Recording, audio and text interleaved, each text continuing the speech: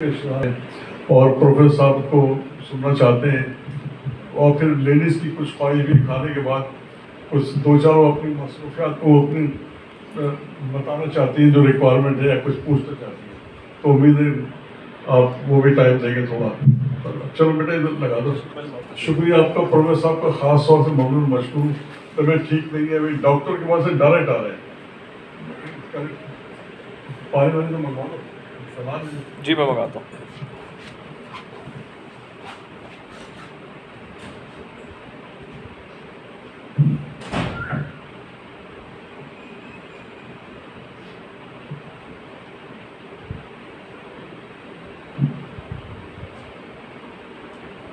السلام علیکم ورحمۃ اللہ وبرکاتہ. موضوع تو کو خاص نہیں ہوتا. حضور کا ارشاد گرامی ہے کہ تمام علم سوال سے ہے. وہ سوال ہوگا تو میرا کوئی نہ کوئی بات چیت شروع ہو جائے گی. تو it's up to you, your choice. You can ask any question you want, any question. خواتین کی طرف سے کچھ کوئی سوال میں سے بات کرنا چاہتی ہوں. کوئی سوال نہیں، ٹاپک پہ بات کی جائے. میرا سب سے ذرا مشکل مرحلہ ہوتا ہے جب میں نے آرمی والوں کو ایڈریس کرنا. تو آپ کو پتا کہ ان کے کمانڈانٹس جو ہوتے ہیں نا، ان کو پہلے سوال چیک کرتے ہیں، لکھتے ہیں، کاٹتے ہیں اور سمجھاتے ہیں. تو ان کو ہدایت کی جاتی ہے کوئی غیر ضروری سوال نہ ہو، کوئی ڈیفیکلٹ سوال جو گیسٹ کو مصیبت میں نہ ڈالے. تو جب یہ میں گیا پی ایم اے تقریر کرنے تو میں نے پہلے ریکویسٹ یہ کی کہ آپ سوال پر کوئی پابندی نہ رکھیں. یہاں ایک دفعہ کم از کم زندگی میں یہ ملٹری لا ختم کر لیٹ دیم آسک. ہمارے پاس سیدھا سادہ سو آپشن ہوتا ہے کہ نہیں آتا جواب تو کہنے کہ نہیں آتا، اور اگر آتا ہے تو حسب الوسع ہم اس کو حل کرنے کی کوشش کرتے ہیں. You are welcome with any sort of question you want to ask. سوال بنا دیں. آپ کریں گے ابتدا میں سوال. کوئی ٹاپک اینی تھنگ اس پہ بات کرنا ہے. کوئی ٹاپک. سر یہ آج کل دجال کے بارے میں بڑی پیشن گوئیاں ہو رہی ہیں کہ دجال کے بارے تو یہ اس کے بارے میں کوئی روشنی ڈالیں. دجال اصل یہ کو فتنہ اصل نہیں ہے کہ تمام پیغمبران عالی مقام جب سے یہ دین شروع ہوا، خدا نے ہدایات بخشی، تو ایک بڑے خطرے کی اطلاع دیتے تھے. مگر سب سے زیادہ ہمیں دجال کا سیدنا حضرت دانیال علیہ السلام سے پتہ. تو حضرت دانیال کا ایک مکاشفات دانیال ہے، اور اس میں جو سب سے پہلا انسیڈنٹ پیش آیا کہ اس وقت کے سب سے بڑے بادشاہ نے نبوکدنضر اس کا نام تھا، ایک کشیدن کا کنگ تھا آج سے 5000 years before. تو اس کے زمانے میں اس نے ایک خواب دیکھا، اور خواب یہ دیکھا کہ اس نے کسی کو بتایا نہیں. تو اس کو ایک اچنبھا سا تھا کہ نبی کون ہو سکتا. تو جتنے وائزسٹ جو لوگ تھے جو دعویٰ رکھتے تھے نبوت، جیسے آج کل آپ دیکھیں اگرچہ نبوت نہیں ہے مگر آج ولایت عظمیٰ کا دعویٰ سارے رکھتے ہیں. یعنی تمام لوگ جو آپ ٹی وی پہ دیکھ بھی ہو تو دانستہ یا نادانستہ طور پہ اشیاء کا رخ اپنی طرف موڑ رہے ہیں.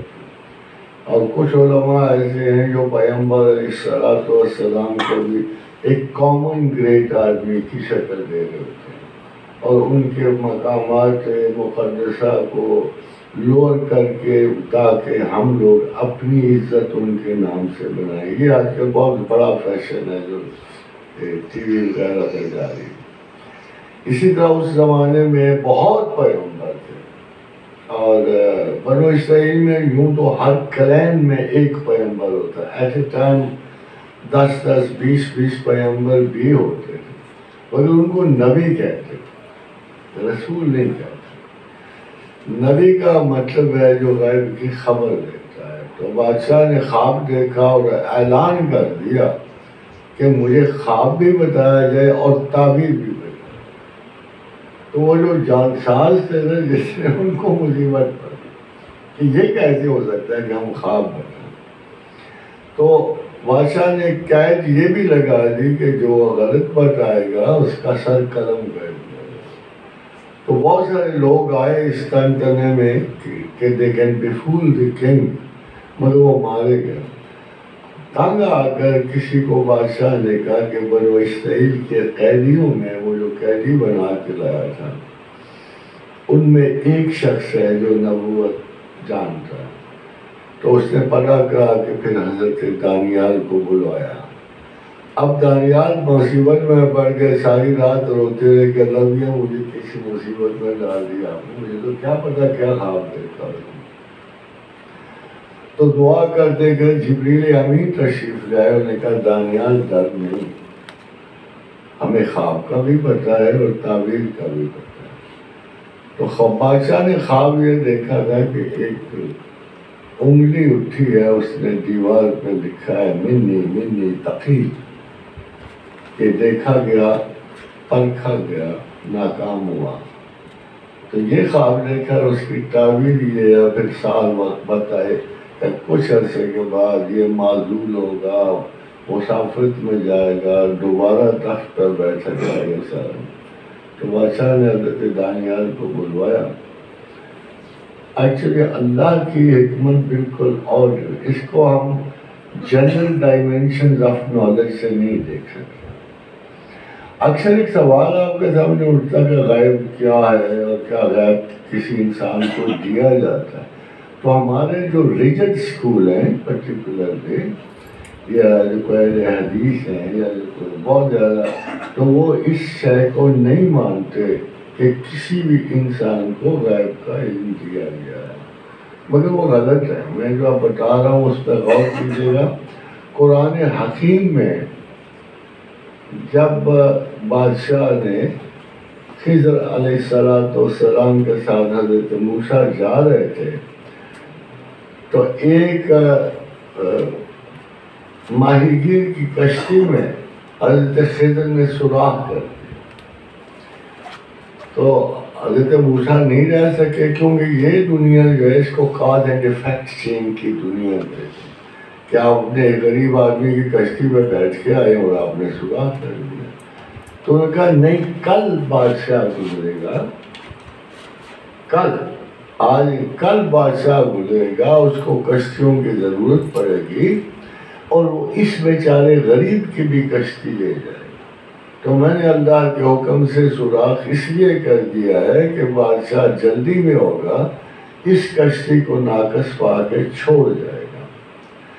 اب اگر آپ غور کرو کہ یہ کل کا واقعہ ہے جو خضر کو بتایا گیا. اگر اس پہ اطلاع کیا جائے تو یہ ہوگا کہ خضر کل کی بات جانتے تھے، یعنی غیب جانتے تھے. اور وہی وقت حضرت موسیٰ سے آگے گئے تو ایک خضر نے ایک بچے کو قتل کر دیا.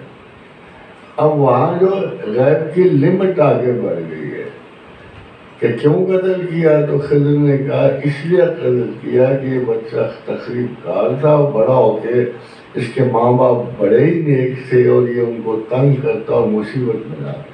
مگر اگر آپ ٹائم دیکھیں تو یہ کوئی 10-15 سال کا ہوتا ہے، یعنی خضر 10-15 سال آگے کی بات جانتے تھے، ان کو بتائی گئی تھی اور اس پہ عمل کر رہے.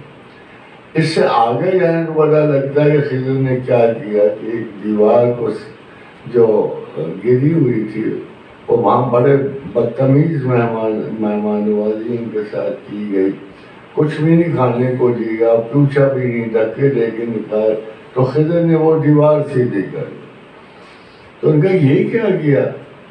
تو انہوں نے کہا کہ بہت سے 25-20 سال کے بھائی بچے چھوٹے ہیں، اگر یہ دیوار گر جاتی تو اس کے تہ میں جو خزانہ تھا وہ نکال کے لوگ لے جاتے. میں نے اس کو اس لیے سیدھا کیا ہے.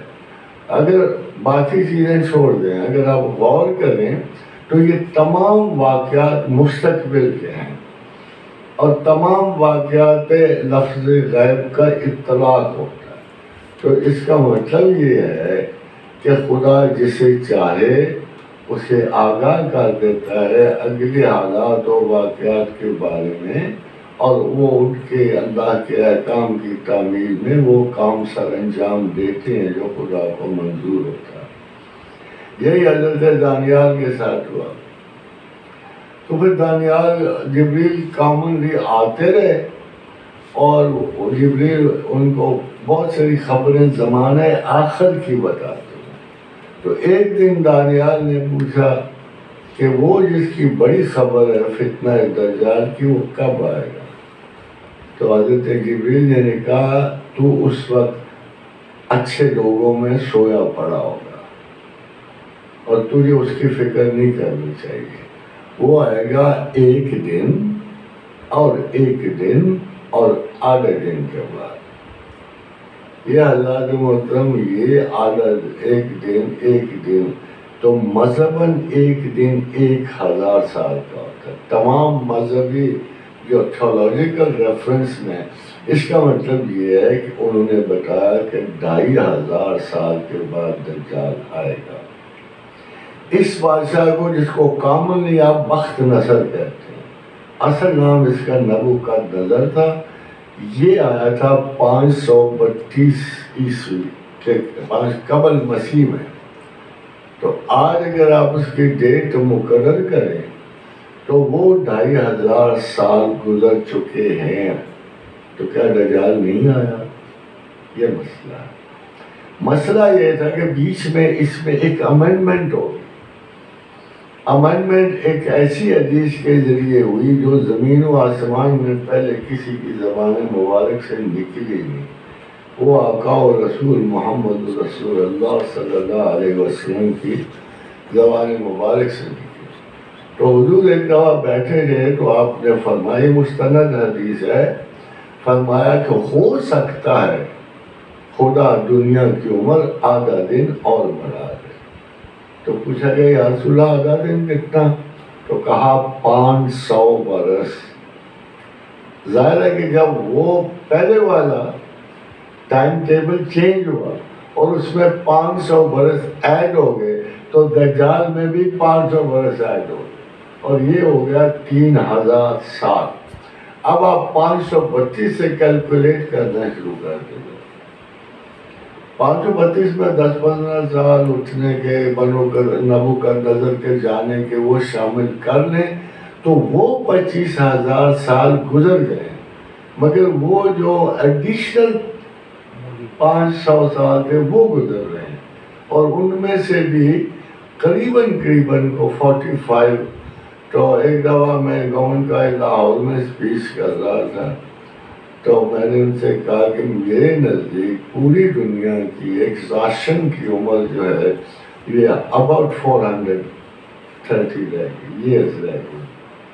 تو بعد میں نے کسی ایسے جیسے پراولرز آف نالج ہوتے ہیں کسی نے کہا کہ بھائی صاحب آپ اتنی لمبی چوڑی پیشن گوئیاں کیوں کر رہی؟ تو میں نے کہا میں پیشن گوئی نہیں کر رہا، میں صرف کاؤنٹنگ بتا رہا ہوں. اگر آپ کا ایک سائنسدان جو ہے متفق ہے، سارے سائنسدان یہ کہتے ہیں کہ ایکسٹرا آرڈینری پاپولیٹڈ ارتھ جو ہے ایگزاسٹ کر رہی ہے اپنے سورسز، بلکہ ہاکنز تو اس کی عمر 350 سال بتا رہے کہ اس عرصے میں دنیا سلامت نہیں رہ سکتی. یہ it is coming to a total finish.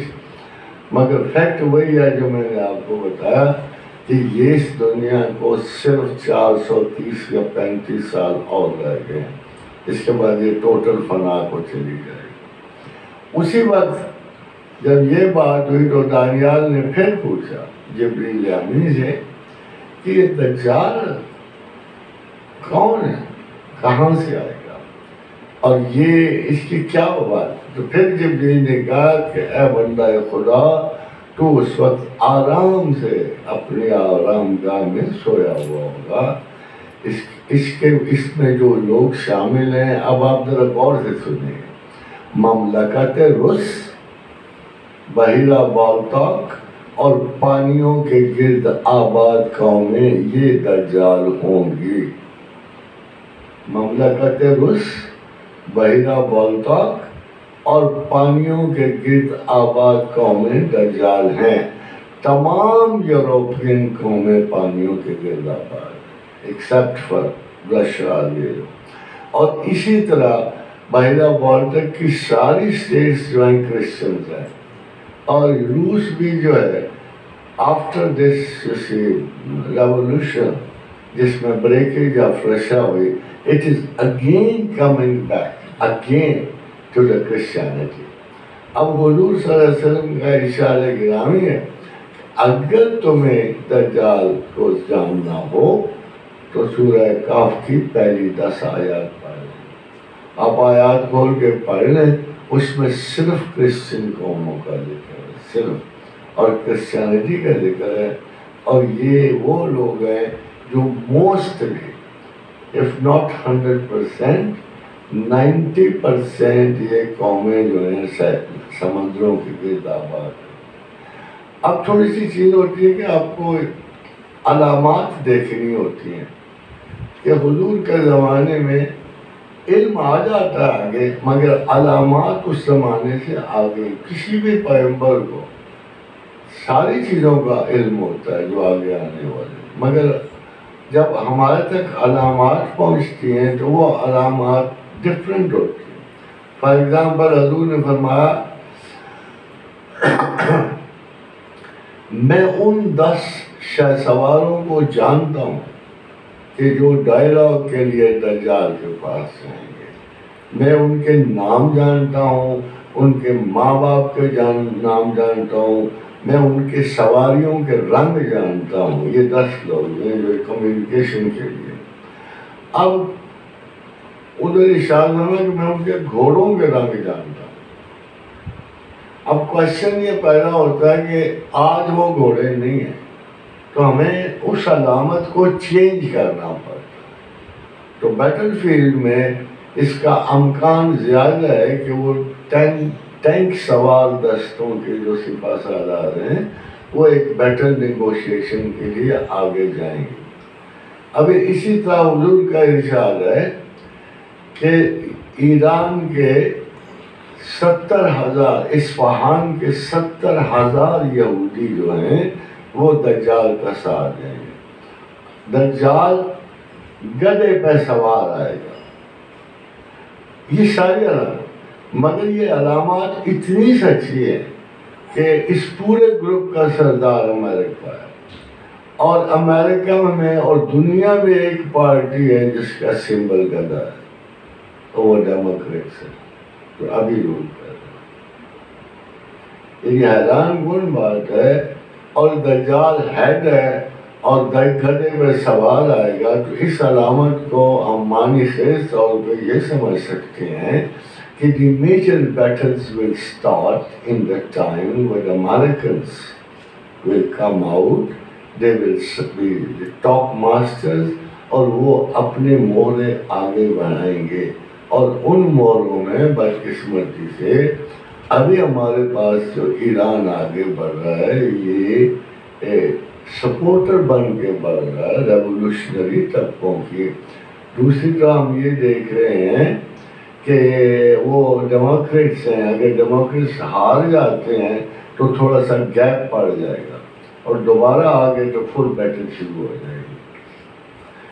ابھی اور آپ دیکھیے کہ یہ ایران کے کیوں اصفہان کی کیوں پیشین گوئی کی گئی. جب نبوکدنضر نے 70,000 یہودی گرفتار کیا تھا تو وہ پرشیا کا بھی بادشاہ تھا. تو اس نے ایک شہر آباد کیا. اس شہر میں اس نے گھوڑے پالے ہوئے تھے فوج کے، اور یہودیوں کو ان گھوڑوں کی مالش پہ رکھا، خوراک پہ رکھا، اور اس نام کا شہر یہ اصفہان ہو گیا. یہی اصفہان بگڑ کے پھر اصفہان ہو گیا.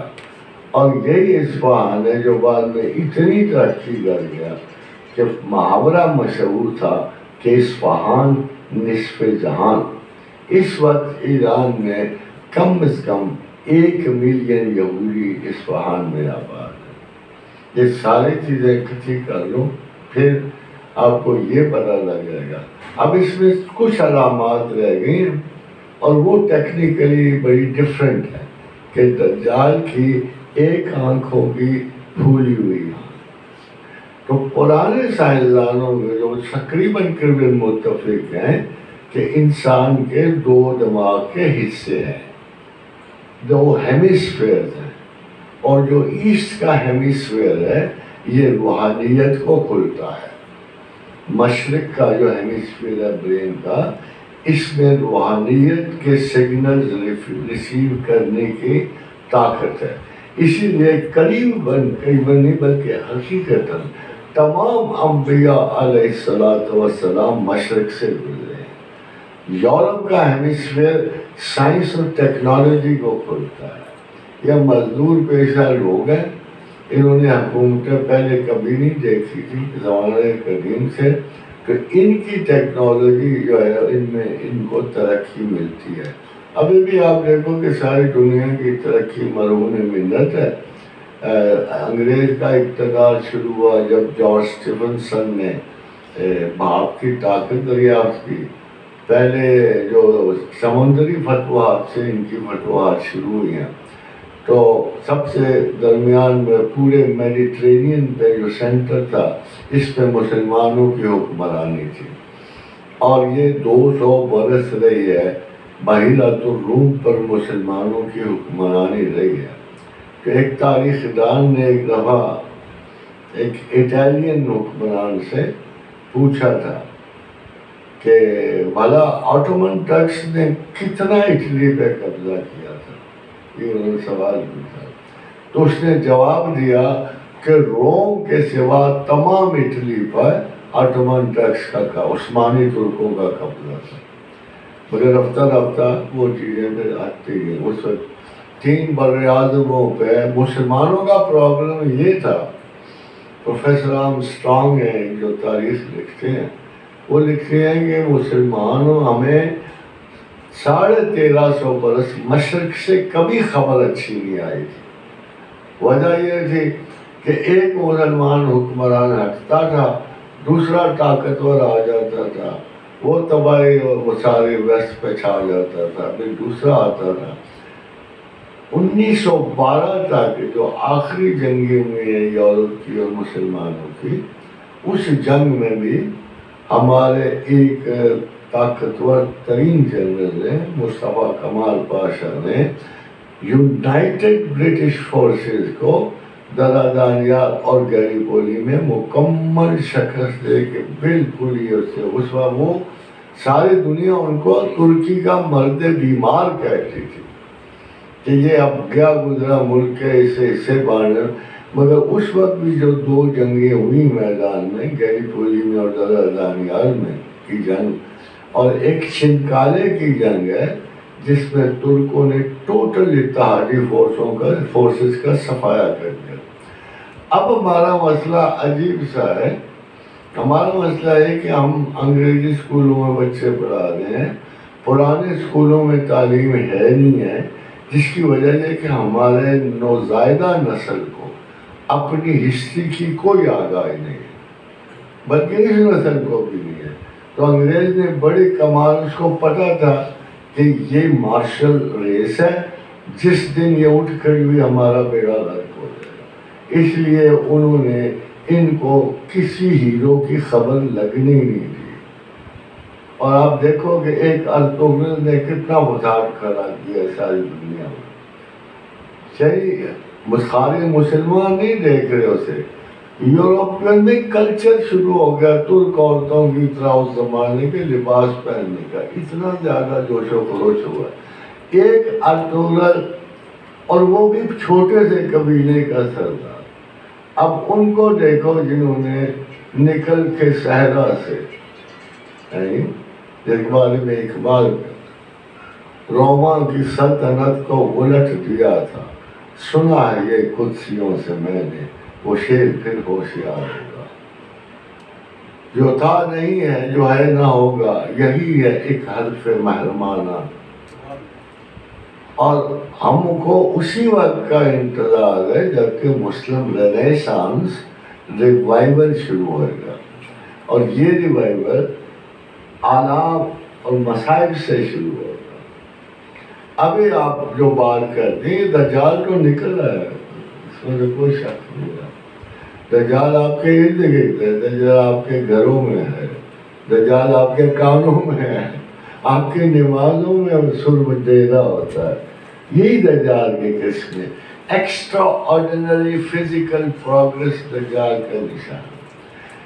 اور اس کے ساتھ ساتھ دیکھو کیا بڑھ رہا ہے، اگر آپ غور کرو تو آپ کو پتہ لگے گا کہ انہی چیزوں کی طرف انتہائی امورل رزلٹ سے دے رہا ہے یہ زمانہ۔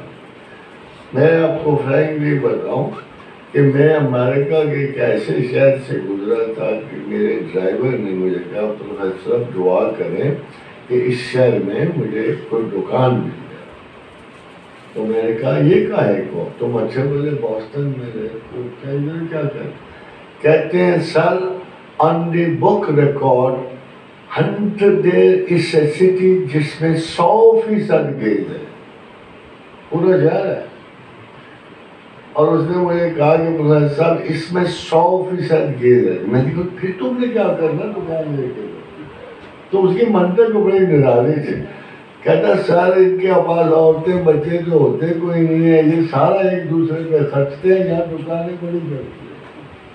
تو مجھے ہنسی آگے، میں نے کہا بیوقوف، اگلی مرتبہ میں آیا تو تجھے دکان تو مل جائے گی، دعا کروں گا، تو انہی میں زندہ ہونا۔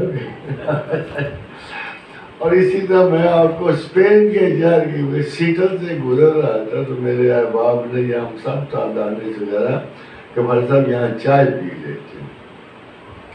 تو اتنے میں ہمارے دوست نے کہا سر وہ بورڈ پہ لکھا ہے کہ یہاں 60% گئے اسپین۔ تو میں نے کہا پھر جلدی کرو، میں اس شہر میں چائے نہیں پی سکتا، یہ عذاب یافتہ جگہ، یہاں سے نکلو کسی ایسی جگہ جس کا پتہ تو نہ ہو کہ یہاں یہ ہے۔ تو اب دیکھیے کہ اتنی عقلی ترقی ہے، ہم لوگ کیوں نہیں ذرا سے اس فرق ہو کہ بظاہر جتنی ٹیکنالوجیکل ترقی ہے اور جتنا ہم ان کو عقل مند اور دانشور سمجھتے ہیں، فال ڈاؤن کہاں ہے؟ فال ڈاؤن آگے دیکھیے، یہ وہ آنکھ ہے جو پھولی ہوئی ہے مریضانہ، جس کو دوسری سائڈ کا بالکل خیال ہی نہیں ہے، کسی اخلاقی طرفوں کا خیال نہیں ہے۔ دنیا کی یہ وہ چیز ہے، یہ وہ عادت ہے جس کے بارے میں قرآن حکیم میں خدا نے کہا کہ میں تم کو نشان زدہ پتھروں سے ماروں گا، تم وہ لوگ ہو، تمہیں دنیا میں سب سے پہلے وہ کام نکال دیا ہے جو اس دنیا میں تھا ہی نہیں۔ اسی طرح ہمارے پاس جب کوئی ویسٹ کا آ جاتا ہے، کوئی ذہین آدمی، کوئی انٹلیکچوئل آ جاتا ہے تو ایک پتہ کیا سوال کرتا ہے، مجھے ایک برٹش انٹرویو کرنے والی خاتون ہے، تو پہلا سوال کیا، وائی آر یو اگینسٹ ہوموسیکسوالٹی؟ تو میں نے کہا بی بی تمہارا کیا دعویٰ کیا ہے؟ کہتی اٹس ویری نیچرل۔ تو میں کہ نیچرل ہے، آج تک 8 ارب مسلمان ہیں، 8 ارب مسلمانوں کا میں نے تو ماؤں کے پیٹ سے ہی نکلتے دیکھا ہے، کوئی ایک آدھ بچہ اگر باپ کی پشت سے نکلتا تو مانتا کہ یہ نیچرل ہے۔ یعنی آپ اندازہ کریں کہ کتنی بے باکی سے وہ اپنی بدترین برائیوں کے دفاع میں بھی لگے ہوئے ہیں۔ ہم ان کی ترقی سے امپریس ہوتے ہیں، مگر کتنے سال لگے ہیں پاکستان کو؟ ان کو 250 سال لگے ہیں ایٹم بناتے، ہمیں 50 سال لگے ہیں، صرف 50 سال۔ 15 سال لگے ہیں پاکستان نے نارتھ کوریا سے یہ اپنا سسٹم لیا، یہ جو میزائل کا۔ آج پاکستان اس صنعت میں برابر اگر بڑھ کے نہیں ہے تو کسی سے کم نہیں، کسی دنیا میں کسی ملک سے میزائل میں کم نہیں۔ مجھے میں AWC میں تقریر کیا تو جنرل شاہد احمد نے فوت ہو گئے تھے اس وقت، چیف آف اس وقت تھے ایئر فورس کے۔ تو میں نے کہا کہ بات سنو کہ 2-4 چیزیں بڑی آبویس ہوتی ہیں، یہ بلند و بالا جہاز اٹیک کرتے ہیں اور نیچے تباہی، تو why don't you invent a device کہ ہم ان کو اوپر سے تباہ کرتے ہیں۔ تو ان کا بڑا صاحب کو آئیڈیا ملے گا تو کب میں نے کہا فلائنگ مائنس کا مل جائے. تو میں نے ان کو آئیڈیا دیا, اس پر پھر کام شروع کیا. تو پھر مجھے کہا کہ جب صاحب آپ ہمارے نیشنل ایڈوائزر کیوں نہیں بات. میں نے کہا یار اتنی فرصت نہیں ہے, مجھے اللہ کی ایڈوائس دینی ہو گئی. تو یہ ہم لوگوں کی ترقی میں نے ہمیشہ اپنے آپ کو بتایا. اس وقت دنیا میں 5 بہت بڑی سائنٹیفک ایڈوائسز لکھی, 5 کے 5 میں مسلمان ڈاکٹر ہیں, 5 کے 5. سب سے پہلے سور کا دل لگانے میں پروفیسر ڈاکٹر ماہی الدین تھے جس نے یہ لگایا, جو سب سے ایک حیران کن پرفیکٹر تھا.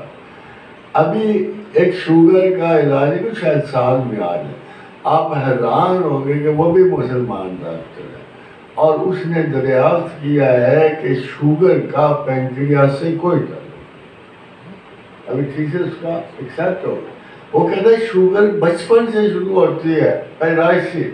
اس وقت جو جراثیم آپس میں لڑتے ہیں ان میں ایک سیٹ بڑا اسٹرانگ شوگر کے جراثیم کا, جب یہ جنگ کرتے ہیں تو جب اس وقت شوگر کے جراثیم غالب آ جاتے ہیں باقی جراثیم پر, تو پھر زندگی بھر یہ شوگر کا کرائسس ہے. مزے کی بات یہ ہے کہ دنیا کے سارے سائنسدانوں نے اس کی تحقیق کو سچ مان لیا. اب اس تحقیق کے مطابق وہ دوائی تیار ہو رہی ہے جو بچپن کے پیدا شدہ شوگر کے جراثیم کو ختم کر, ہو سکتا ہے سال میں آ جائے, 2 سال میں, تو وہ یہ شوگر کرائسس ٹوٹلی ختم ہو جائے. اور اس کے علاوہ میں آپ کو بتا کہ ایک نئی, پتہ نہیں آپ نے کبھی کمپیوٹر کھولے ہوں تو دیکھا ایکٹیو پروسیس آ رہا ہے, ایکٹیو, جس میں نہ ماں کی ضرورت ہے نہ باپ کی ضرورت ہے. ایک کارخانہ لگانے کی تجویز سے 30,000 بچے پیدا کیے جائیں گے بغیر ماں باپ کے. مگر مزے کی بات یہ ہوگی کہ وہ پہلے سانس سے لے کر آخری سانس تک ان کی ویڈیو لنکس آپ کے پاس ہوں, آپ دیکھ رہے ہوں گے, آپ ان کو گیت سنا سکتے ہیں جب وہ اپنی کوکھ میں ہوں گے, جو کوکھ ٹیکنیکل ہوگی. اس کو جو یہ پروسیس آ رہا ہے ایکٹیو پروسیس کے ساتھ, یہ بھی ایک مسلمان ڈاکٹر ہاشم نے دریافت کیا ہے, اور ویسٹ میں اس کا رواج ہونے والا ہے. کل ساری یہ جو ختم ہو جائے گی 5 سال, اور شاید اس کی بکنگ ابھی سے شروع ہو. تو اگر مسلمان سائنس میں جائے گا تو وہ ان کی نسبت بہت جلد اس حقیقت کو پا لے گا, اور جس کو یہ ابھی سوچ بھی رہے ہوتے ہیں. کیونکہ اب ان کا جو عروج و زوال ہے اخلاقی اور مورل تنزل کی بنیاد پر ہونا ہے. قرآن کہتے ہیں جب ہم قوموں کا وقت ختم کرتے ہیں تو پھر اس میں ایک لمحہ تاخیر نہیں ہو سکتی, نہ آگے نہ پیچھے, کوئی قوم آگے. یہ ان قوموں کا وقت ختم ہو رہا ہے, اسی لیے دجال جو ہے یہ بن کر آپ پر گریں گے. This is their last effort to destroy the Muslim world. اب آپ دیکھو کہ اللہ کے رسول کا ارشاد گرامی ہے کہ عرب بہت کم رہ جائیں گے. تاہم خیر خار عرب کے آپ کو کیوں کہ ان عربوں میں نے اس جنگ میں دجال کا ساتھ ہے. ان جو عرب ہیں یہ دجال کا ساتھ دیں گے, اور ان پہ وہی آفت آنی ہے جو اللہ کے رسول نے پیشن گوئی ہے کہ ان کی آبادی اتنی کم ہو جائے گی کہ خال خال آپ کو نظر آئیں گے. اور ابھی بھی ہمارے پاس ہمیں علم ہے کہ 3 مسلمان بڑے ملک حماس کے خلاف لڑ رہے ہیں. ان میں سعودی عرب بھی ہے, UAE بھی ہے, ان میں بحرین بھی ہے. اور آپ کو وجہ صاف پتا ہے کہ وہ اسرائیل سے نہیں اتنا ڈرتے جتنا سمجھتے ہیں کہ حماس اگر طاقتور ہے. آج کل انہیں یہ غش پڑی ہوئی ہے کہ اگر اتنا بڑا ملک جس کو ہم سمجھتے تھے اسرائیل, اگر وہ اتنے چھوٹے سے کم مرتبہ مجاہدین سے جن کے پاس اسلحہ نام نشانی کا تھا, بس اپنا لوکل اسلحہ تھا, ان کو اگر نہیں ختم کر سکے اتنی ان کے خیال میں اسرائیل بہت بڑی قوم ہے، بہت لائق قوم ہے. ہمارے ملکوں میں یہ تصور ڈالا گیا Israel is genius, Israel is a military power, Israel is too big. حالانکہ اب غور کرو کہ ان کا پیغمبر ان کے بارے میں کیا تھا. جب یہ بحث سورہ بقرہ میں شروع ہوئی نا تو حضرت موسیٰ نے ان کے بارے میں ایک فتویٰ دیا کہ اعوذ باللہ ان اکون من الجاہلین، اے اللہ میں اس جاہلین کی قوم سے پناہ. پر جب دوسری مرتبہ انہوں نے بچڑے کی پرستی شروع کر دی، باوجود ساری علامات نبوت دیکھتے ہوئے، سارے اللہ کا کرم دیکھتے ہوئے، دریائے نیل سے نکل کے انہوں نے کم وقتوں میں دوبارہ بچڑے کی، تو پروردگار کے اس رسول نے صلی اللہ علیہ وآلہ وسلم ہمیں بتایا گیا. اور جناب عیسیٰ علیہ السلام، موسیٰ علیہ السلام نے کہا یا رب کریم میں اس قوم کا کیا کروں، یہ تو اتنی جاہل ہے جس کا کوئی تصور نہیں ہو سکتا. کہ میں ادھر گیا نہیں تو ساری چیزیں بلا کے بچڑے کی پرستی شروع. تو تاریخ کو اور مذہب کو ساتھ ساتھ چلتے ہوئے دیکھنا بڑی غنیمت ہے.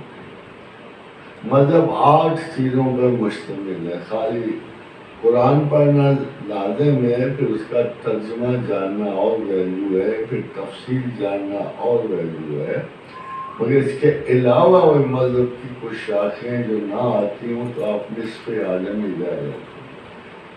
اس میں روایت اور درایت ہے، اس میں فقہ ہے، تدوین ہے، اور یہ 8 عناصر ہیں جو مل کے آپ کو ایک سمپل مسلمان ہونے کی تعلیم دیتے ہیں. ہمارے یہاں تو یہ مولوی قرآن حفظ کر دیتے ہیں. میں تو کہتا ہوں کہ ان کو قرآن ناظرہ کے سوا بچوں کو کچھ نہیں پڑھانا چاہیے، مگر ناظرہ بھی مسجد بھیج کے نہیں پڑھانا چاہیے. تمام دنیا میں ایک بہت بڑے سائیکالوجسٹ نے کہا ہے کہ there is one thing common in the religious category and army men, and that is what you چل رہی ہے. It's all there. تو ہمیں اپنے بچوں کو اس طرح تنہا مسجدوں میں نہیں بھیجنا چاہیے، بلکہ وہ بڑا مشہور ہے کہ اگر علم سیکھنا ہو تو مدینہ کی بوڑھی عورتوں سے سیکھیں. ہمارے یہاں بھی ہماری عورتیں ماشاءاللہ پہلے تو جو کچھ آپ کو تنگ کرتی ہیں مگر آخر میں بڑی متقی ہو جاتی ہے، بڑی عبادت گزار ہو جاتی. تو ایز اے رول ہمیں اپنے بچوں کو اپنے گھروں میں پڑھانا چاہیے قرآن، اور ان کو ٹیچ کرنا چاہیے انہیں کے لیے، تاکہ ہم ان خطرات سے بچ سکیں. باقی رہا دجال، اس کے خاتمے کے نکلے گا تو مرے گا نا، نکلے گا تو مرے گا. لاس ضرور ہے، حضرت عیسیٰ علیہ السلام کا آنا لازم ہے. اور مہدی کا جو تصور ہے اس کے بارے میں آپ کو تھوڑی سی بات بتا دوں کہ مہدی شیعہ کے بھی تصور ہے، سنیوں کا بھی تصور ہے، مگر مہدی ہر قوم کا تصور ہے. جس قوم کو زوال آتا ہے نا وہ اپنے تصور میں ایک مسیحا کو ضرور پاتی ہے اور سوچتی ہے کہ کاش کو وقت آئے ہمیں کوئی ایسا لیڈر ملے، ہمیں کوئی ایسا مناسب رہنما مل جائے اس کئی گزری قوم کو اٹھا. جرمنی میں 2 مرتبہ مکمل زوال آیا، اور ایک دفعہ ان کے بسمارک نے اور دوسری دفعہ ہٹلر نے پھر اٹھا کے انہیں آسمانوں تک پہنچا دیا. تیسری دفعہ پھر گرے پڑے ہیں، پھر ان کو ایک. تو ہر قوم میں مہدی پیدا ہو، ہر قوم میں، مگر ان کو مہدی کہا نہیں جا سکتا. ان کو جنرل ڈیگال کہا جا سکتا ہے، کہیں ہٹلر کا نام آ گیا، مسولینی کا نام آ گیا. یہ وہ لوگ ہیں جو اپنی گری پڑی قوموں کو اٹھا کے اوپر. کہیں مصطفیٰ کمال پاشا کا ابھی پر اٹاٹورک کا کیا مطلب ہو، مہدی ہے نا. مگر جو اصلی مہدی ہے وہ زمانہ آخر میں، جس کے بارے میں آپ کو اشتیاق ہے، اس کے بارے میں بخاری اور مسلم میں کوئی نام نہیں ہے، صحیحین میں کوئی نام نہیں آیا. ایک بخاری کی حدیث صرف اتنی ہے کہ زمانہ آخر میں مسلمانوں کے گھروں کا سردار ایک نیک مسلمان ہوگا. یہ ہے مہدی کی بات کہ اینی باڈی وہ ان دی اینڈ مہدی ٹائٹل ہے، نام نہیں ہے. اینی باڈی، اب کسی جگہ اس کا نام محمد بھی ہوگا، احمد بھی ہوگا، کسی کا محمد بن عبداللہ آیا ہوا ہے، مگر جو صحیح ہیں جو جس و صحیح ہیں میں بھی افضل صحیح ہیں وہ بخاری ہے کہ حضرت امام محمد بن اسماعیل بخاری نے صرف اس پہ ایک کامنٹ دیا مہدی کے ٹائٹل پہ کہ زمانے آخر میں مسلمانوں کے گروہ کا سردار ایک نیک مسلمان ہوگا. اور سٹنلی وہ انشاءاللہ تعالیٰ لذیذ آئے گا، بلکہ ہو سکتا ہے ادھر ادھر ہی کہیں گھومتا پھرتا ہو، چھوٹا ہوگا بڑا ہو جائے گا، اور بائی دی ٹائم جب کرائسس کلمینیٹ ہوگا کسی بڑی سچویشن میں وہ آدمی کا بھی کوئی سپہ سالار ہو سکتا. مگر ایک نہیں ہے، دو بندوں کی خبر ہے. ایک تو وہ جو سویلین امام ہوگا اور اس کے اتحاد کے ساتھ ایک ملٹری جینیس بھی ساتھ چلے گا. لشکر آئیں گے، کالے کا جھنڈا کالا ہوگا. جھنڈا کالا جو ہے دراصل رایت العقاب ہے. یہ خالد بن ولید کا جھنڈا ہوتا تھا پرانے زمانے میں. اور خالد بن ولید تو آپ جانتے ہی ہو، دنیا کا سب سے بڑا جرنیل اگر کوئی پیدا ہوا ہے تو خالد. 100 جنگیں لڑی ہیں، ایک بھی نہیں ہارے. تو متفق علیہ اگر دنیا کا کوئی سب سے بڑا جرنیل ہے تو حضرت خالد ابن ولید ہے. تو ہم دیکھتے ہیں کہ ملک کو مایوس ہونے کی خاص ضرورت نہیں، مگر اس میں پھر تمام ملکوں میں اگر کو مینشن کیا گیا کسی حدیث میں تو پاکستان میں. ہمارے اس وقت ایران، افغانستان، انڈیا، یہ تمام کے پیچھے، ان سے پیچھے سیکنڈ لائن آف وہ لوگ ہیں جو پاکستان کے وجود کو پسند نہیں کرتے. ان میں امریکہ ہے، MI6 ہے، یہ انڈیا کو فروغ دینا چاہتے ہیں. مگر سچویشن ایسی ہے کہ Pakistan has become the most necessary country for the West. کہ کیونکہ چائنا انڈیا سے گزرنا ہی نہیں چاہتا، اور واحد راہداری جو بنی ہے وہ پاکستان ہے، اور سی پیک ہے آپ کی. اور میرا خیال یہ ہے کہ آپ کی تمام غربت جو ہے یہ صرف رونے پیٹنے میں لگی ہوئی ہے کہ میں رخصت ہونے والی ہوں. اور انشاءاللہ تعالیٰ عزیز آفٹر 1 or 2 years پاکستان میں بھی if not the topmost country، یہ آپ کی سیکنڈ تھرڈ کنٹری ہوگا اور دنیا کا. اور اتنا اس میں مال و اسباب اس وقت بھی موجود ہے کہ لوٹنے والے اس کے کپڑے بھی اتار کے لے گئے، مگر اس کی بدن کی طاقت محفوظ ہے، اس کی ساری ذخائر محفوظ ہیں، اس کے سارے جو یعنی آپ سوچو یہ جو فیکٹ میں آپ بتا رہا ہوں یہ سرکاری طور پہ کنفرم فیکٹ ہے کہ 2030 تک امریکہ $50 ٹریلین کا مخلوق ہے، اور 100 برس تک نو ہوپ از دیئر کہ امریکہ اپنے گراؤنڈ لینڈڈ گراف سے آگے بڑھ سکے. یورپ جو ہے اس میں تھوڑی سی آپ کو گنتی، اور شاید کبھی کنفرم کرنا آپ لوگوں نے کبھی بادر ہی نہیں کیا پاکستان سے باہر دیکھیں کہ اسپین پر $1 کھرب کا قرضہ ہے، $1 ٹریلین. اٹلی پہ $1 ٹریلین، جرمنی پہ $760 بلین، اور آئرلینڈ جیسے ملک ہیں ان کے پاس پلے ہے ہی کچھ نہیں.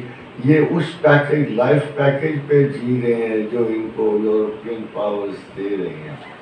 اب پاکستان میں کتنا کر رہے ہیں؟ $120 بلین ہوگا. مگر مزے کی بات ہے کہ کسی ڈالر کے پیچھے 1 انچ سائے، 1 تولہ سونا نہیں ہے. ڈالر صرف رسپیکٹ پہ کھڑا ہے، اور سب سے زیادہ ڈالر دنیا میں چائنا کے پاس.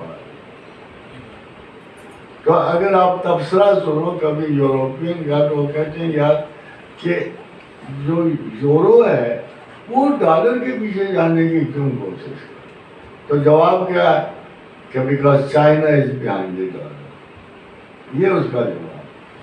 تو آبویسلی ہم لوکل سچویشن دیکھتے ہیں مگر گلوبل سچویشن میں ہم جیسے ملکوں کو کوئی خطرہ نہیں ہے۔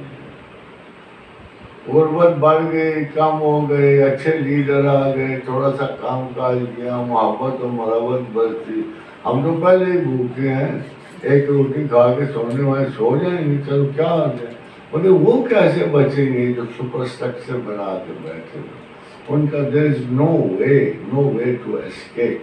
پھر امریکہ ہمیشہ سے ایک کام کر، جب بھوکا ہوتا ہے جنگ چھیڑ کے اپنا اسلحہ بیچنے کی کوشش، مگر ہوائی جہاز کے علاوہ اس کے پاس کوئی ایسا آئٹم نہیں جو بیچ سکے۔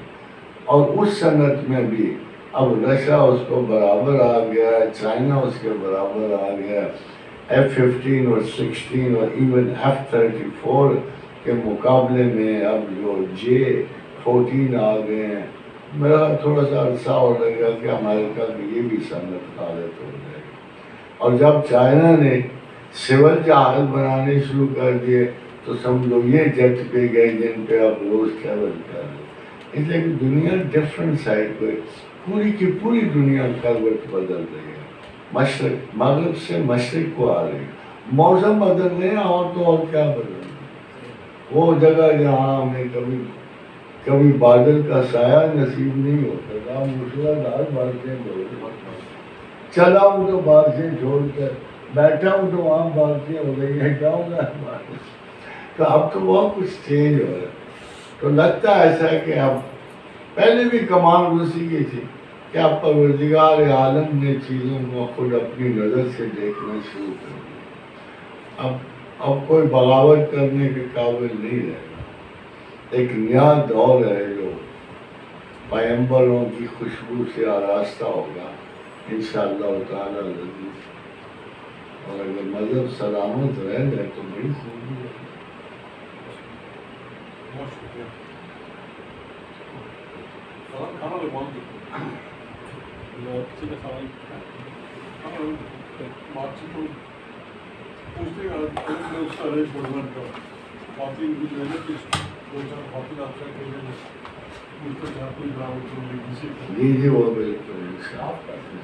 اچھا یہ جس کے بعد آج کل بہت کامن ہے کہ لوگ جو ہے قرآن میں بتاؤ اور حضور صلی اللہ علیہ وسلم بھی کہتے ہیں مسجد ہے، یہ سب مسئلے میں آج کل غلطی ہو رہی دیکھیں میں آپ بات سمجھ گیا۔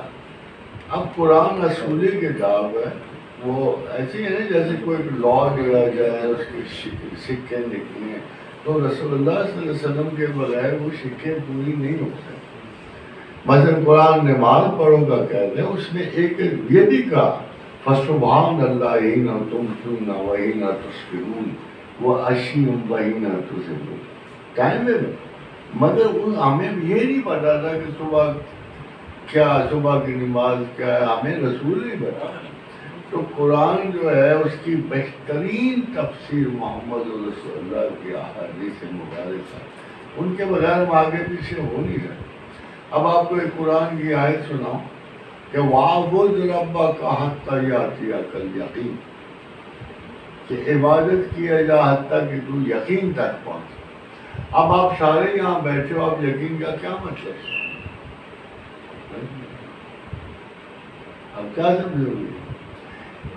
مگر ہمیں حضور نے بتایا کہ یقین کا مطلب موت ہے۔ اب آپ خود سوچو، ہم کبھی بھی یقین کا ترجمہ موت ہے، یہ تو قرآن آیت بغیر پڑھے چلی جائے گی، مگر حضور فرما رہے ہیں کہ وہ یقین جو آخری سانس تک تمہارے ساتھ ہو، عبادت کیا جا حتیٰ کہ تو موت تک پہنچے، یہ اس کا مطلب۔ اب آپ دیکھیے اللہ تعالیٰ نے کہا ان اللہ یحب التوابین و یحب المتطہرین، تو اصحاب نے عرض کی، اب قرآن کی آیت پڑھتے ہیں، میرا اپنا یہ دعویٰ ہے کہ متطہرین کو ایگزیکٹلی ہم کبھی ٹرانسلیٹ نہیں کرتے، کہ ہم کیا سمجھیں گے کتنا پاک باز ہونا چاہیے، اور جسے جو ہم سے اللہ محبت کرے. It will be impossible. ہم اگر روز نہار ہیں 1000 بار بشویم دہن ز مشک و گلاب ہنوز نام تو گفتن 1000 بے ادبی. وہ حضور کی تعریف میں شاعر نے کہا نا کہ 1000 بار بھی شویم دہن ز مشک و گلاب، اگر 1000 مرتبہ بھی مشک و گلاب سے منہ دھوں نا ہنوز نام تو گفتن 1000 بے ادبی، تو بھی تیرا نام لینا 1000 بے ادبی ہے. اب کیا پتا ہوتا تحریم جیسا.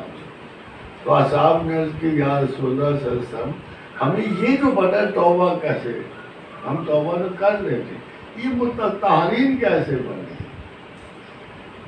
دیکھو نہ خدا مخلوق پہ ناجائز دباؤ رکھتا ہے، نہ ہمارا رسول ہم پہ کوئی بوجھ نہیں رکھتا ہے. تو آپ نے فرمایا متطہرین کا مطلب ہے کہ جو ڈھیلے کے بعد آپ دست لیتے ہیں، a little more clean، بل گیا بٹو گیا باہر گیا اپنے ڈھیلے استعمال کیے، آپ کو تھوڑا سا خیال رہا نہیں یار مجھے تھوڑی سی اور صفائی چاہیے، آپ نے گھر آ کے ستنجا کیا وضو کیا تو آپ متطہر.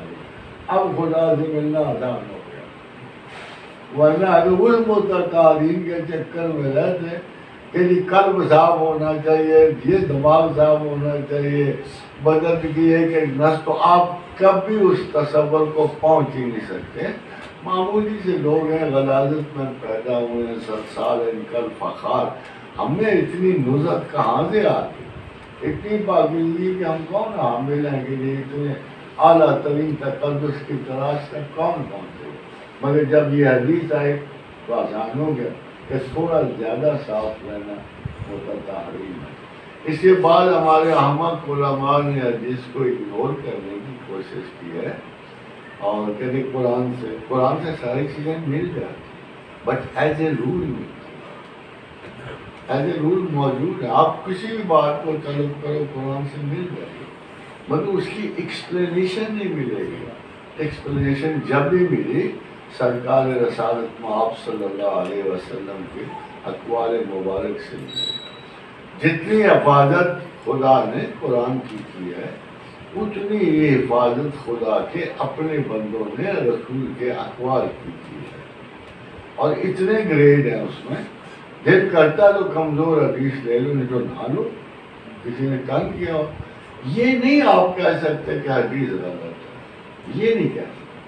آپ جب آپ کو محدثین نے حضرت امام محمد بن اسماعیل بخاری آخری دن سے تو ان کے حکمران بخارا نے بلا لیا، کہتے یار آپ تو بہت بڑے عالم ہو، کیا مشکل ہے کہ میرے دادا کا نام بھی کہیں حدیث میں آ جائے. تو حضرت امام اس لیے خوف زدہ ہوئے اور گھر آئے اور دعا مانگی کہ اے پروردگار عالم اب بھی تک تو میں نے پوری دیانت سے اپنا کام کیا ہے اور حدیث رسول کی حفاظت کی ہے، اور میں کمزور سا بندہ ہوں. اگر انہوں نے مجھ پہ جبر کیا اور خدا نخواستہ میں نے حدیث میں اس طرح کو غلط نام ایڈ کر دیا تو میں تجھے کیا منہ دکھاؤں. اے اللہ مجھے موت دے. اور ساتھ یہ بھی کہا امام بخاری نے اس وقت کہ اگرچہ موت کی دعا مانگنا منع مگر میں نے اس خوف کی وجہ سے کہ حکمران مجھے مجبور نہ کرے کہ ان کے پیو دادے کا نام بھی کسی طرح حدیث میں آ جائے، تو میں نے خدا سے دعا ہفتے کے اندر امام ہو، ہفتے کے وہ دعا قبول ہوئی. تو جن لوگوں نے حدیث کے لیکٹ کی ہے انہوں تو اس کے لیے اتنی قربانیاں دی. اب یہ ایک بڑے امام دوسرے کی سن لو، دوسرے تو کمال ہی کر دیا. امام مسلم ہے، صحیح ہے تو دو ہی ہے نا. تو امام مسلم ایک حدیث کی کلیکشن پہ لگے ہوئے اور اتنے منمت کے ساتھ کھجوروں کا ٹوکرا پڑا ہوا. وہ ایسے نہیں ہوتا صفا پرولا پھر کھجور میں ایک سائڈ میں، تو ساری رات وہ ٹوکرا ختم ہو گیا اور امام بھی ختم ہو گیا. اتنی شوگر اتنی پورا ٹوکرے کا. مگر ان لوگوں نے یاد جانے لے کے حدیث کیا اب غامدی شامدی کریں کہ جی حدیث میں یہ کہوں، بھائی نہ مانو تم نہیں مانتے، مگر تم اللہ کے رسول کے قول کے بغیر مجھے ایک بات بتا دو. اب سب بیٹھے ہوئے ہو، سارے بیٹھے ہوئے، مجھے ایک بات بتا دو کیا حدیث کے بغیر قرآن تسلیم میں آ ہی نہیں سکتا. ایک قول رسول ہے صلی اللہ علیہ وسلم، ایک محمد رسول اللہ صلی اللہ علیہ وسلم کی زبان مبارک سے نکلا ہے کہ یہ اللہ کا کلام ہے. اور کس کی زبان ہے؟ اور کس نے کہا ہے؟ اگر میرے رسول کا قول نہ ہو تو آپ خود بتاؤ کہ ایک شخص کی زبان سے لفظ نکل رہے ہیں، ایک کے بارے میں میرے رسول کہتے ہیں یہ قرآن ہے اور ایک کے بارے میں یہ بجلی ہے بات، تو آپ فرق کیسے کرو گے؟ آپ کو کتنا مکمل اعتبار کرنا پڑتا ہے آقا و رسول کا. میرے آقا، میرے صاحب، میرے رسول، ان کی زبان مبارک سے نکلا کہ یہ قرآن ہے، تب ہم قرآن مانتے ہیں. اور کوئی وٹنس ہے؟ کوئی وٹنس نہیں ہے. تو اس قسم کے جاہل اب پیدا ہو رہے ہیں جو حدیث کی امپورٹنس کو کم کریں. یہ سوال ان سے بھی میں پوچھتا ہوں، تو مجھے بتا دو کہ قرآن کیسے خدا کا کلام ہے، مجھے بتا دو. کوئی دلیل لے آؤ. گاندھی کا کہتا ہے وہ تو آپ پتہ کیا کہتے ہیں، آپ حدیث پہ کتابیں لکھنی شروع ہو گئے. اب کتابیں لکھنی شروع. مگر کل کی بات سنو جی، میں آپ کو یہ کس قسم کی جو ہماری طرف کل کی بات ہے، میں پرسنلی سن رہا ہوں. فرماتے ہیں کسی نے سوال پوچھا کہ کیا انسان آزمائش کے لیے پیدا ہوا؟ کہتا ہم نے تو قرآن میں نہیں پڑھا، کہیں بھی نہیں پڑھا، بلکہ اسی آیت کو کوٹ کرا جس میں آزمائش کرے. للذی خلق الموت والحیات لیبلوکم ایکم احسن عملا. تو آخر میں چلا گیا، کہتے دیکھو اعمال ہیں، اچھے کرنے ہیں برے کرنے ہیں، اور تو کسی لیے. تو لیبلوکم کا کیا مطلب ہے؟ تاکہ جانچے پرکھے آزمائے کہ تم اچھا عمل کرتے ہو. اور یہ لفظ ایک مرتبہ نہیں استعمال ہوا. سورہ بقرہ میں وَلَنَبْلُوَنَّكُمْ بِشَيْءٍ مِّنَ الْخَوْفِ وَالْجُوعِ وَنَقْصٍ مِّنَ الْأَمْوَالِ وَالْأَنفُسِ وَالثَّمَرَاتِ وَبَشِّرِ الصَّابِرِينَ الَّذِينَ إِذَا أَصَابَتْهُم مُّصِیبَةٌ قَالُوا إِنَّا لِلَّهِ وَإِنَّا إِلَیْهِ رَاجِعُونَ. تو ایسے عالم بھی ہیں وہ بھائی اگر آزمائش نہیں کا اور ہمیں چکر کیا ہے، ہم تو ہنستے ہوئے گزر جائیں گے. اگر آزمائش نہ ہوئی تو غلطی کی تو کیا ہے، اچھائی کی تو کیا ہے. اگر آزمائے نہیں جا رہے تو we are just passing through traveller. میں اٹلی سے گزر رہا ہوں، اسپین سے گزر جو مرضی کروں، اور ہمارے دیکھو نا جو گناہ ہم یہاں نہیں کرتے باہر جا کے کر لیتے ہیں. پھر تو یہی ہے نا. تو میں اگر ایک ایک جگہ ایک ایک صفحہ ہستی ہمارا جو مزین ہے آزمائش کے پیٹرن میں جو ہے، اور خدا کہہ رہے تمہیں پیدا ہی اس لیے کیا. بابا سے غلطی ہو گئی نا، بابا گئے بس، وہ بھی خاتون کی خاطر، وہ بھی ہماری اماں جان. اب ہیرو بن گئے نا، کیونکہ وہ تو نکال دی جاتی جنت سے. اس وقت دوستی ایک تھی، محبت ہی ایک تھی. تو سوچا کہ یہ جائے گی، میں کیا کروں گا. کہتا 300 برس زمین پر روتے رہے. اب وہ بتا روایت یہ کہتی ہے کہ 300 برس اس جدائی کی آگ میں جلتے رہتے ہیں، روتے رہے آدم رو کر، حتیٰ کہ خدا نے ادھر سے اتارا، اس کو ادھر سے لائے، پیدل چلتے رہے، چھالے پڑ گئے. تبھی تو یہ ہیرا رانجھا اور مجنون کی داستانیں ہیں. پہلے وہ بھی یہی کچھ کرتے تھے. پھر کعبہ میں کہیں آگے جمع کیا، کعبہ میں آگے جمع کیا، اور ہماری سادگی دیکھو، ہمارے پتہ ہی نہیں سے توبہ کیسے کریں، ہمیں تو پتہ ہی نہیں. پھر اس پروردگار عالم کو رحم آیا، کیونکہ باہر یہ کائنات رحمت کے سائے میں بنائی اس نے. وَكَتَبَ عَلَىٰ نَفْسِهِ الرَّحْمَةَ، اور کہا یہ دیکھو عجیب سی بات ہے، توبہ ہمیں خدا نے سکھائی. لوگ کہتے ہیں توبہ قبول ہوگی، وہ میری ہوگی تو ہی نہ ہوگی. میں اگر یہ توبہ میری ہوتی تو کبھی نہ قبول ہوتی. یہ تو ہمیں سکھائی اللہ نے. فَتَلَقَّى آدَمُ مِن رَّبِّهِ كَلِمَاتٍ فَتَابَ عَلَيْهِ إِنَّهُ هُوَ التَّوَّابُ الرَّحِيمُ. ہم نے انسان پہ نازل فرمایا کلمات توبہ. میں نے وہ توبہ کے کلمات تو آئے ہی اللہ کی طرف سے ہیں. یہ کلمات جو آپ قرآن پر ربنا ظلمنا انفسنا وان لم تغفر لنا وترحمنا لنکونن من الخاسرین. یہ تو ہمیں سکھائے اللہ کہ یار اس کا معافی مانگ لو. میں تو تیار ہوں معافی, تمہارے منہ سے نکلتا ہی کچھ نہیں. تو پھر جب جملہ ہی نہیں آتا ہے تو آدم بیچارہ کیا. تو فَتَلَقَّى آدَمُ مِن رَّبِّهِ كَلِمَاتٍ فَتَابَ عَلَيْهِ. پھر اللہ نے القا کیے کلمات توبہ آدم کے دل پر, اور وہ بھی ہاتھ اٹھا کے پکار اٹھا کے اللہ فسارے نہیں جائے معاف کر. تو اس کا انہ هو التواب الرحیم. اس کی توبہ قبول اور بے حساب رحم کرنے والے نے تھوڑا سا رحم قبول وما علینا. یہ جو کھانا ہے نا یہ اتنا سستا نہیں ہے. یہ دادی کے ساتھ کھانا کرنے ہمارے آدمی ٹھیک ہے.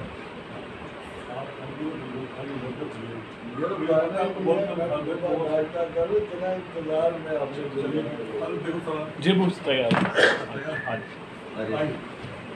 بہت شکریہ آپ کا, آپ کو ٹائم دیا, آپ کی محبت سے.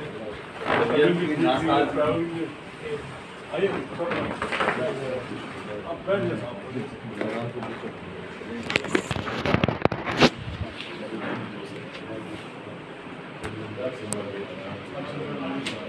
میڈیسن بھی لی ہوئی ہے, میڈیسن بھی کچھ لی ہوئی ہے. آئیے آپ لوگ سب آئیے کھانا. ڈاکٹر کے پاس تھے نا کچھ میڈیسن.